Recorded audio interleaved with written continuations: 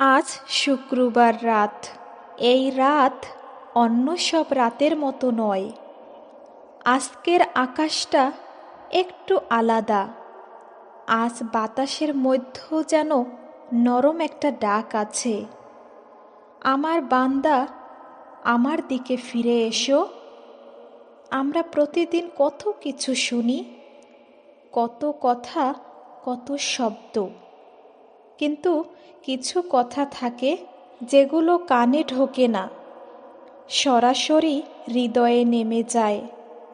আজকের রাত সেই কথার জন্য। প্রিয় মানুষ, শুক্রবার দিন শেষ হয় না মাগরিবে। শুক্রবারের আসল সুন্দর শুরু হয় রাত নামলেই। এই রাতে দোয়া কবুল হয়, এই রাতে ফেরেশতারা নামেন, এই রাতে আল্লাহ জিজ্ঞেস করেন, কে আছো, আমার কাছে কিছু চাইবে? কিন্তু প্রশ্ন হলো, আমরা কি চাই? নাকি আমরা শুধু স্ক্রল করতে করতে রাত শেষ করে দেই? শুক্রবার রাতে মানুষ একা হয়। সারাদিনের ব্যস্ততা থেমে গেলে, হাসির মুখোশ খুলে গেলে, তখন ভেতরে কষ্টগুলো কথা বলতে চায়। এই রাতেই মানুষ ভাবে, আমি কি ঠিক পথে আছি? আমার নামাজ কেমন? আমার চরিত্র কেমন? আমি যদি আজ মারা যাই, আল্লাহ কি আমাকে গ্রহণ করবেন? এই রাতের সৌন্দর্য হলো এটা গোপন। এখানে কাউকে দেখানোর কিছু নেই, শুধু তুমি আর তোমার রব। চোখের পানি যদি কাউকে না দেখাও, তাও আল্লাহ দেখেন। ভাঙ্গা কণ্ঠ যদি শব্দ না পায়, তাও আল্লাহ শোনেন।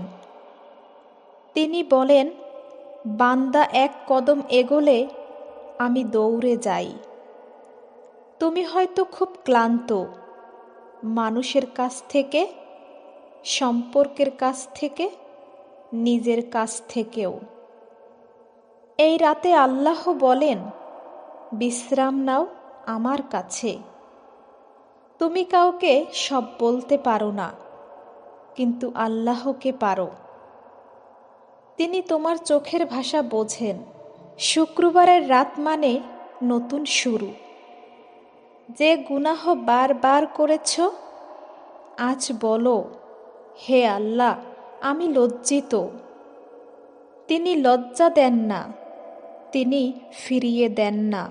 এই রাতেই অনেক মানুষের তাকদির বদলে যায়, কারণ তারা সত্যি করে বলে, আমি ফিরে আসতে চাই।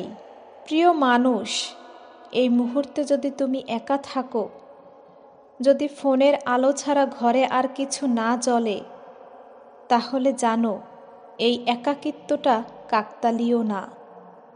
আল্লাহ কখনো কখনো মানুষকে একা করেন, কারণ ভিড়ের মধ্যে মানুষ তার কথা শোনে না।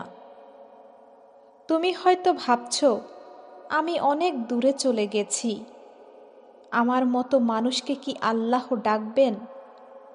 শুনে রাখো, যেদিন তুমি ভাবছো তুমি হারিয়ে গেছো, সেদিন থেকে আল্লাহ তোমার দিকে তাকিয়ে আছেন।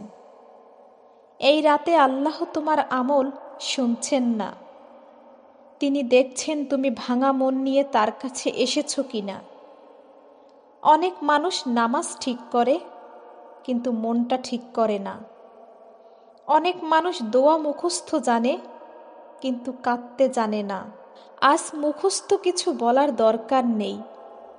আজ শুধু বলো, হে আল্লাহ, আমি খুব ক্লান্ত। এই একটা বাক্যই অনেক বড় দোয়ার চেয়েও শক্তিশালী। চোখ বন্ধ করো, নিজের জীবনটা একবার মনে করো। কোথা থেকে শুরু করেছিলে আর কোথায় এসে দাঁড়িয়ে আছো? যে স্বপ্নগুলো ভেঙে গেছে, যে মানুষগুলো বদলে গেছে, যে বিশ্বাসগুলো চুপচাপ মারা গেছে, সব আল্লাহ জানেন। তুমি কাউকে না বললেও তিনি জানেন। এই রাতে আল্লাহ কাউকে প্রশ্ন করেন না, কতবার গুনাহ করেছ? তিনি শুধু জিজ্ঞেস করেন, এখনো কি ফিরে আসতে চাও? যদি চাও তাহলে এই রাতই যথেষ্ট, আর কিছু লাগবে না। অনেকেই ভাবে আগে ভালো হয়ে নেই, তারপর আল্লাহর কাছে যাব। কিন্তু সত্যটা হলো, আল্লাহর কাছে না গেলে কেউ কখনো ভালো হয় না। এখন যদি তুমি সত্যি মন দিয়ে শুনে থাকো, তাহলে এই কথা না, এটা এক ধরনের নীরব হাঁটা তোমার আর আল্লাহর মাঝখানে। এই সময়টাতে আমি চাই তুমি শুধু শ্রোতা হয়ে থেকো না, একটু অংশগ্রহণকারী হও। শুক্রবারের রাত মানুষকে চুপ করায়।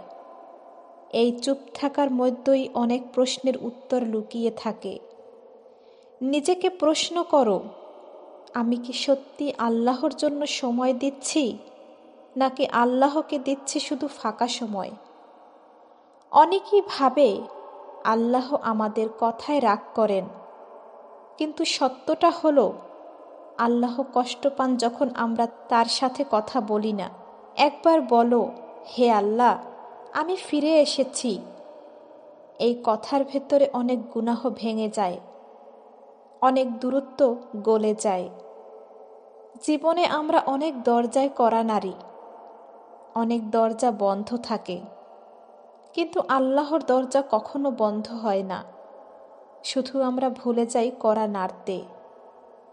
এই রাতটা কাউকে দেখানোর জন্য না, এই কান্না কাউকে শোনানোর জন্য না। এই রাতটা শুধু তোমার আর তোমার রবের।